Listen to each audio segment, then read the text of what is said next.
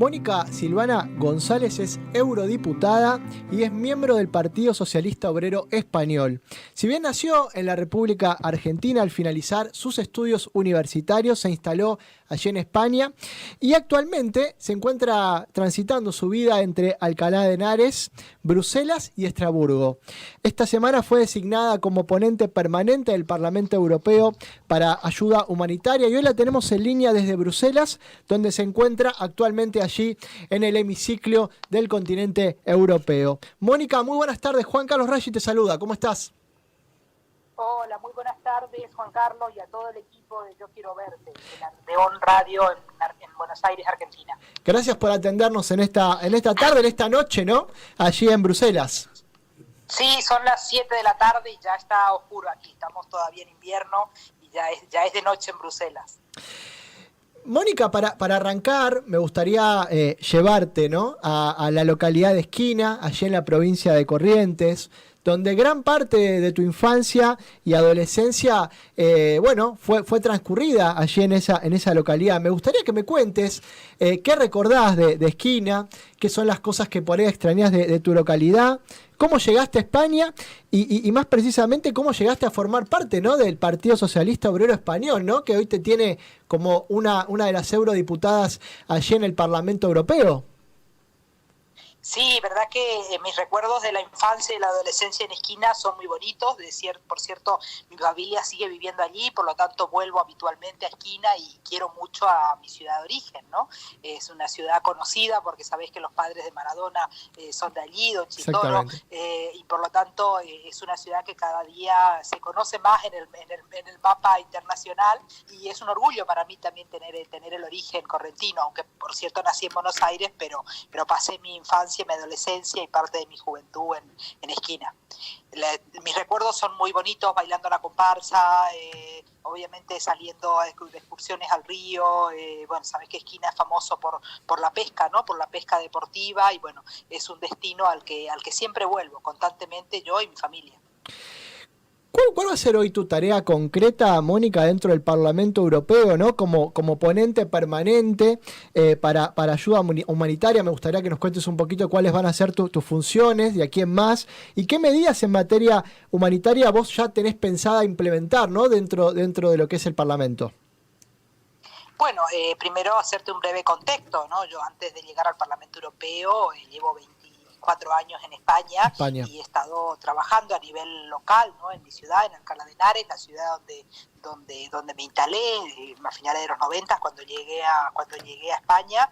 Tuve el honor de ser concejala primeramente en el Ayuntamiento de Alcalá, por lo tanto tengo una experiencia municipal importante, siempre vinculada a los menos favorecidos, a las personas con más necesidades. Fundamentalmente me dedico a trabajar el tema de la discriminación, a los colectivos inmigrantes, a la afrodescendencia, a poblaciones LGTBI, en definitiva a todas las diversidades que conforman una gran mayoría, ¿no? En España se ha avanzado mucho y también se está avanzando en Europa, y bueno, ahora desde el Parlamento Europeo tengo el honor de ser diputada europea desde el 2019, en la actual legislatura. Estamos a mitad del mandato, estamos en la mitad del término. Nuestro mandato termina en el 2024. Yo trabajo en la Comisión de Desarrollo, la comisión encargada de hacer el seguimiento de lo que es la cooperación internacional y la ayuda humanitaria. Y concretamente esta pasada semana en el Pleno de Estrasburgo, como bien comenzaba diciendo, mi vida transcurre entre Alcalá, Bruselas y Estrasburgo. Las sesiones plenarias son en Estrasburgo. Esta última semana en el Pleno de Estrasburgo me han designado ponente permanente en ayuda humanitaria. ¿Esto qué significa? Que soy la persona responsable dentro del Parlamento Europeo en negociar, tanto es con el Consejo de la Unión Europea, que es el ámbito de los diferentes gobiernos, ¿no? Por decir una comparación muy por encima, como si fuera el Senado, y con la Comisión, que vendría a ser el Ejecutivo de la Unión Europea, en negociar todas las partidas presupuestarias responsables de lo que es la ayuda humanitaria, de la ayuda que se da en situaciones de urgencia ante un conflicto, como puede ser ahora el conflicto armado de Ucrania, la guerra en Ucrania por la invasión rusa, pero también en situaciones dramáticas como puede ser, por ejemplo, unos incendios, como pueden ser unas inundaciones, unos huracanes o la subida del nivel del mar en diferentes partes del mundo. La Unión Europea es el mayor donante del mundo, tanto en cooperación al desarrollo como en ayuda humanitaria, y a partir de ahora parte de mi trabajo, que por cierto ya lo vengo haciendo, pero ahora tendré la responsabilidad de ser, digamos, la voz del Parlamento Europeo en estos temas. Mencionabas, Mónica, recién el conflicto que se está viviendo en Ucrania, ¿no? Donde las fuerzas rusas siguen avanzando sobre determinadas ciudades muy importantes de Ucrania, y si bien Ucrania hoy no forma parte de la Unión Europea, el Parlamento Europeo, la Unión Europea está brindándole muchísima ayuda humanitaria a Ucrania, ¿no? Me gustaría, si podías resumirme, podrías mencionarme cuáles son las principales medidas que ha tomado la Unión Europea o el Parlamento Europeo respecto a brindarle ayuda al gobierno de Volodymyr Zelensky. Bueno, efectivamente la Unión Europea ha cerrado filas en torno al apoyo con Ucrania, y ha cerrado filas en decisiones políticas muy importantes, como son todas las medidas, las sanciones, digamos, de bloqueo a Rusia, pero también ha activado de forma extraordinaria presupuestos en ayuda humanitaria para atender a los millones de personas que ya se están desplazando, ya están cruzando la frontera, algunas fronteras obviamente dentro de la Unión Europea, como puede ser Rumanía, como puede ser Polonia, como puede ser Eslovaquia, pero también otros países fuera de la Unión Europea, como es Moldavia, al cual se está ayudando de forma directa con ayuda humanitaria, o sea, obviamente otorgando todo lo que son medicamentos, pero también la Unión Europea no solamente está desplegando ayuda humanitaria en concreto, sino que también está desplegando como parte de esta estrategia de defensa común, está proporcionando armas a Ucrania para que puedan defenderse, material defensivo. El mes pasado, Mónica, vos tuviste la posibilidad de reunirte con Guillermo Carmona, que le contamos a la audiencia es el secretario de Malvinas, Antártida y Atlántico Sur de la Cancillería Argentina. Y casualmente el mes que viene se van a cumplir 40 años, ¿no?, del comienzo de la Guerra de Malvinas. Y seguramente se van a realizar muchos homenajes a los excombatientes de nuestro país. Si bien yo sé que vos pasaste la mayor parte de tu vida en Europa, uno puede ver que esta problemática también a vos te sigue tocando de fondo, te sigue tocando de manera personal, teniendo en cuenta que involucra también a muchos compatriotas que perdieron la vida en esa guerra. Quería preguntarte qué sensaciones despierta en vos, como Argentina, el rememorar esa fecha tan significativa para nuestra historia. Por supuesto, es una fecha que está marcada en el corazón de todos los argentinos y en concreto de los correntinos. Gran parte de las personas que murieron, de los adolescentes, porque eran niños los que murieron en Malvinas, pertenecían a ejércitos que cumplían el servicio militar en Corrientes. Por lo tanto es muy doloroso para la memoria del pueblo argentino y el correntino en particular. Efectivamente, hace un par de semanas estuvo una delegación argentina en el Parlamento Europeo estableciendo relaciones con los diferentes parlamentarios en las diferentes comisiones, fundamentalmente más la Comisión de Asuntos Internacionales, como es AFET, pero tuve yo la oportunidad también de reunirme con ellos, y bueno, lo que se intenta es crear también un cierto lobby, un cierto apoyo a nivel parlamentario para que la causa de Malvinas pueda ponerse en agenda y pueda replantearse a propósito de los 40 años de la fatídica guerra que enlutó el suelo argentino, ¿no? Por lo tanto, efectivamente, Guillermo Carmona es un político muy conocido, un político con una trayectoria y una brillantez en su narrativa, pero también yo creo que es importante ahora que el Reino Unido ya no forma parte de la Unión Europea a partir del Brexit, poder poner estos temas en agenda con mucha prudencia. Para los españoles es un tema muy sensible, dado que también tenemos Gibraltar, también tenemos un conflicto de territorialidad con Reino Unido, y creo que quizás este es un momento oportuno, sin grandes estridencias, sin grandes posicionamientos, pero sí con una postura abierta a la negociación, de ir poniendo el tema en agenda.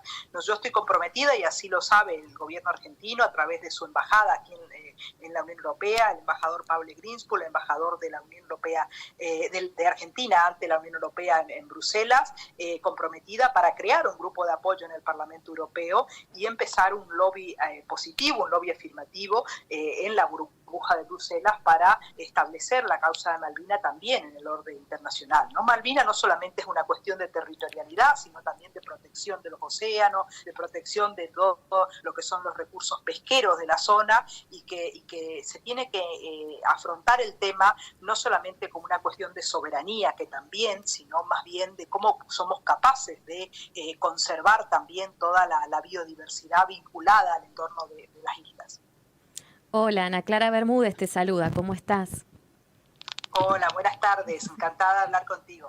Igualmente, un gusto. La verdad te escuchaba atentamente hablar sobre tu rol tan comprometido en esta situación específica, como estábamos hablando sobre Ucrania, y quería preguntarte también tu mirada con respecto a cómo se vive esto en la gente, en la calle. Quizás nosotros acá en Argentina podemos percibir por los medios de comunicación, pero me imagino que allá en Europa, habiendo vivido las guerras tan de cerca, esto debe ser una situación que llega de una manera muy distinta e impacta muy diferente a cómo ocurre aquí en Argentina.